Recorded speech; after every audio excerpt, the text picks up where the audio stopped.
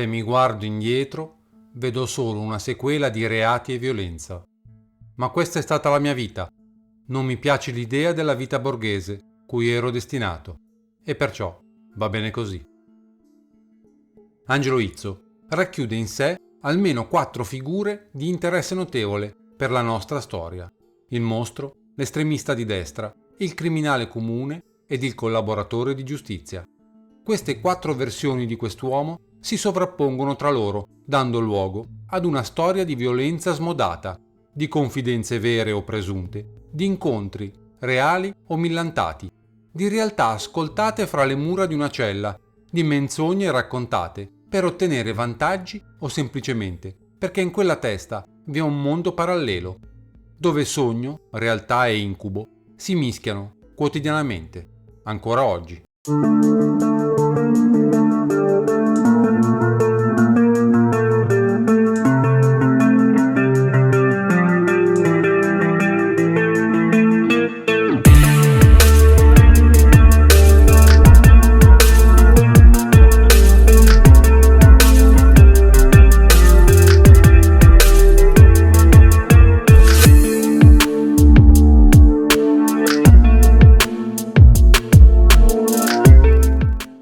Izzo nasce a Roma il 23 agosto 1955, primo di 4 figli. Il padre è un facoltoso ingegnere.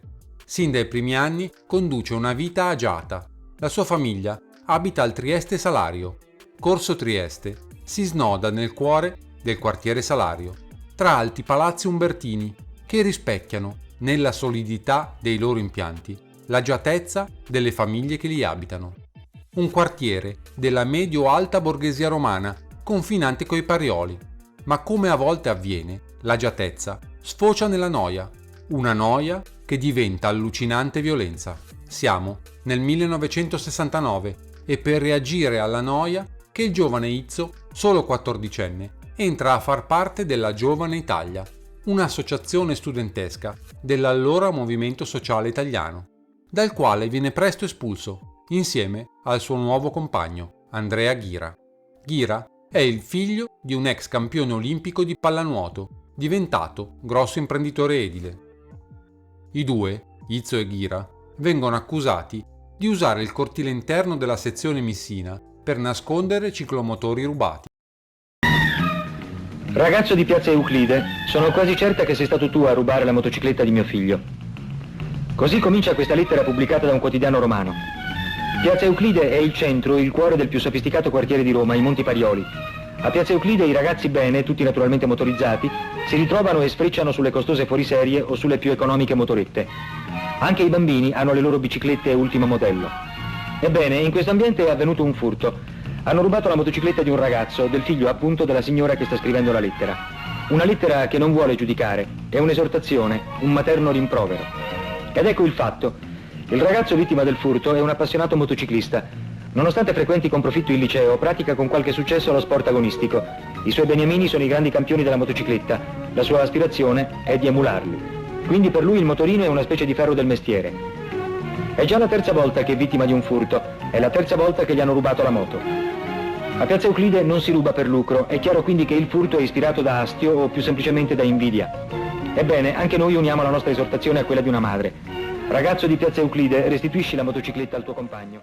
Espulsi dall'MSI, entrano quindi nella sezione giovanile del Fronte Nazionale del Principe Valerio Borghese. Milita contemporaneamente in altri gruppi di estrema destra che in realtà contemplano più o meno gli stessi componenti ed hanno solo sigle differenti come Lotta di Popolo. In questi gruppetti di giovani romani che hanno il loro punto di ritrovo al Bar Euclide, nell'omonima piazza ai Parioli, Izzo e Ghira diventano ben presto personaggi di spicco, insieme a Gianni Guido, compagno di scuola di Izzo, e a Gianluigi Esposito. Questo gruppo di cosiddetti pariolini neri inizia un'escalation di violenza che sempre più si discosta dall'ambito politico per sfociare in quello della criminalità comune. Sono questi gli anni in cui Izzo compie attentati contro la sezione del Partito Socialista nel quartiere Trieste, oltre a una serie infinita di risse e pestaggi di coetanei. gruppi di ragazzi accomunati dal vestiario firmato, Rolex Daytona, camicie di seta aperte sul petto, il filo conduttore di una ricchezza ostentata.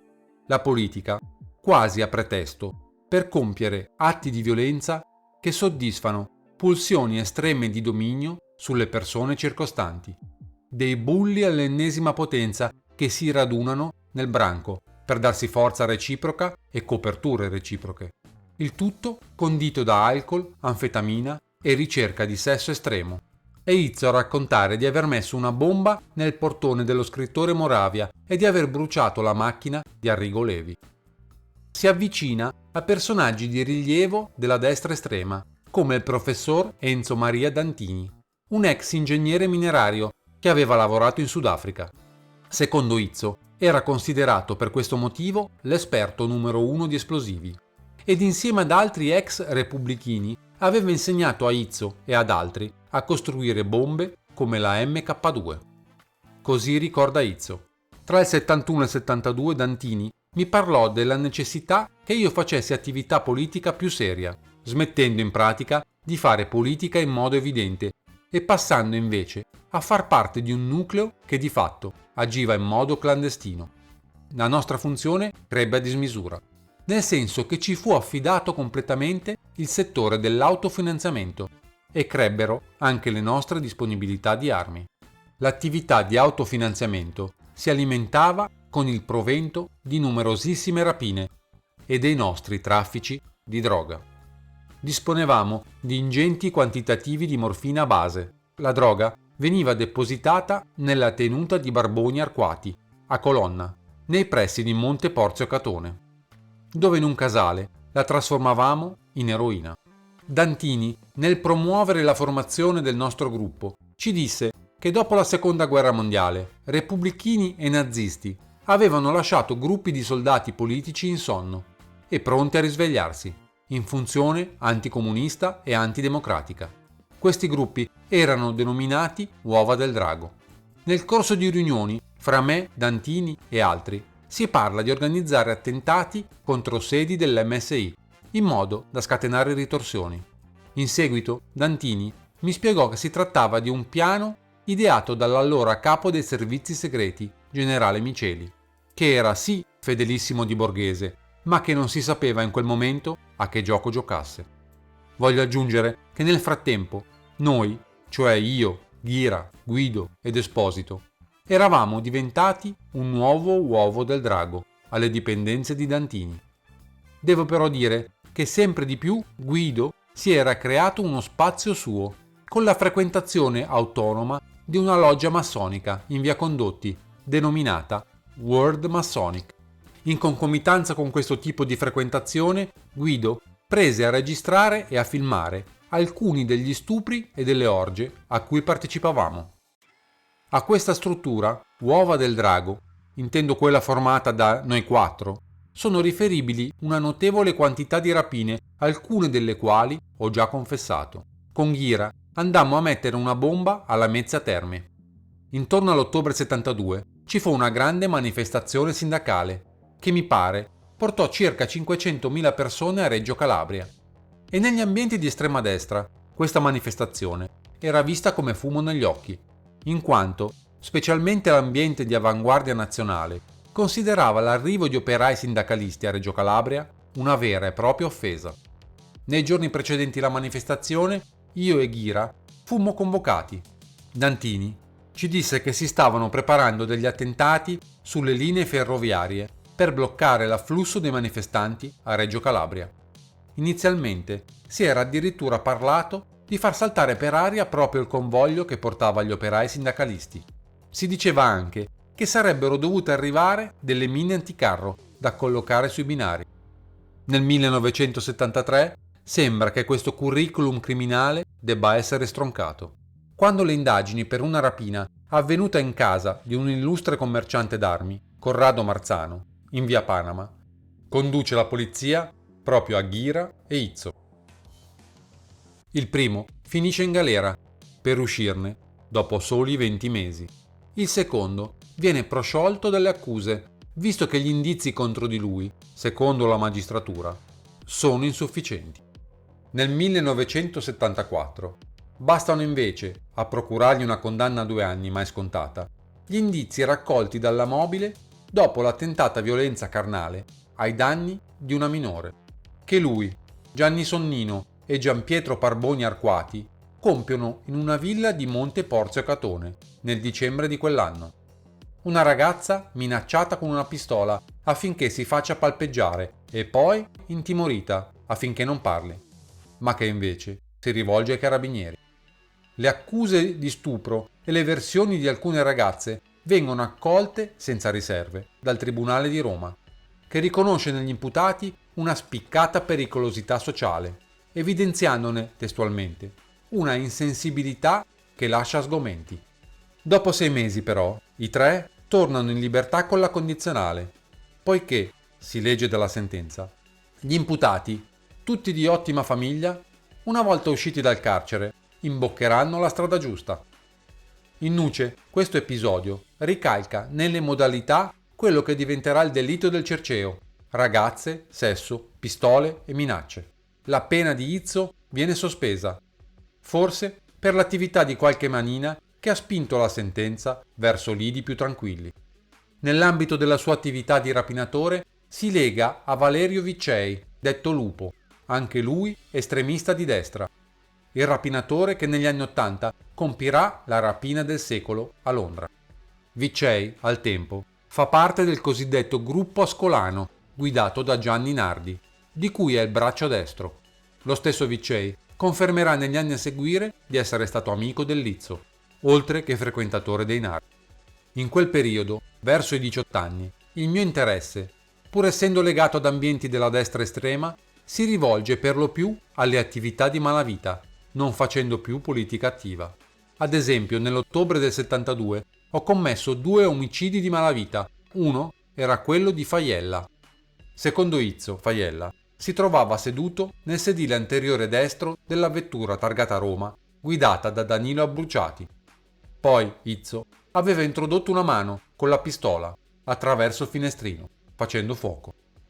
Ero molto amico di Abbruciati e Bergamelli, della banda dei Marsigliesi. Me li aveva presentati Gianni Guido. Sin da giovanissimo Guido aveva una doppia vita. Apparentemente era un bravo ragazzo. In realtà, a 17 anni, aveva già commesso un omicidio. Mi confidò infatti di aver ucciso tale Cello, detto Cellone, luogotenente di Bergamelli. Il Guido mi disse che lo aveva fatto salire in macchina con un pretesto. Gli aveva sparato al collo con una calibro 38 e aveva quindi gettato il cadavere fuori dalla macchina, in una via di Trastevere. Mi confessò altresì un altro omicidio, quello di un albergatore che riciclava denaro provento delle attività del Bergamelli e della banda dei Marsigliesi in genere, e che aveva avuto un diverbio il giorno prima dell'omicidio con la moglie di Bergamelli, tale Cuozzo Felicia. Il Guido era molto legato ai Bergamelli e soprattutto agli Abbruciati. Sparò all'albergatore da un'alfetta in corsa, usando un fucile automatico calibro 12. Con lui vi era Bergamelli, il quale sparò con un altro fucile calibro 12. Tramite queste conoscenze ebbi modo di conoscere nell'ambiente malavitoso siciliano Pippo Calò e Domenico Balducci. Quando ci fu un'inaugurazione in un ristorante di pesce, vi era un sottobosco di faccendieri malavitosi. Io avevo 18 anni e loro scherzavano, dicendo: «Allora ci salverete dai comunisti? Quando arriverà la notte decisiva? Li fuciliamo tutti a quelli». Di queste conoscenze con Bergamelli e Abbruciati in realtà non vi ha riscontro, se non il fatto che Abbruciati, Diotallevi e Faiella frequentassero il bar di via Euclide. E sull'omicidio del Faiella l'autodenuncia di Izzo, avvenuta negli anni 90, verrà archiviata per autocalunnia, poiché la ricostruzione presentava alcune incongruenze rispetto ai rilievi effettuati dalla polizia e a quanto emerso dall'autopsia. Nel suo libro di memorie poi, casualmente, dell'omicidio Faiella, Izzo non scriverà nulla.